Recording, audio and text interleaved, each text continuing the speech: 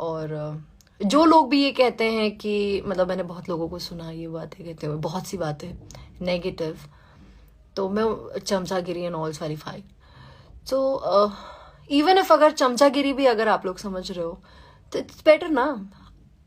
अगर चम्मच की चमचागिरी करो ना, लाइक स्टूपिड पीपल्स की चमचागिरी करने से तो बेटर ही है। सो या और ये तो इसमें तो कोई डाउट ही नहीं है कि वो मुझे काम दिलवा रहे हैं, क्योंकि वो जेन्युइनली शायद समझते हैं कि उनको लगता है मे बी सर को टैलेंट की परख है, और उनको क्योंकि टैलेंट की परख है तो इसीलिए उनके फैंस भी बहुत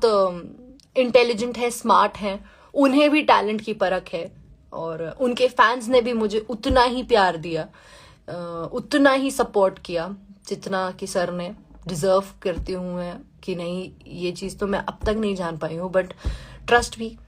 मुझे आप लोगों ने बहुत बहुत ज़्यादा सपोर्ट किया है, और स्पेशली खेसारी लाल यादव फैन जो है सब लोग, उन लोगों के लिए ये बात तो मैं ज़रूर कहना चाहूँगी कि काओ दादा तू लोग तो बवाल कर दिले बाड़ा, मतलब इतना बवाल,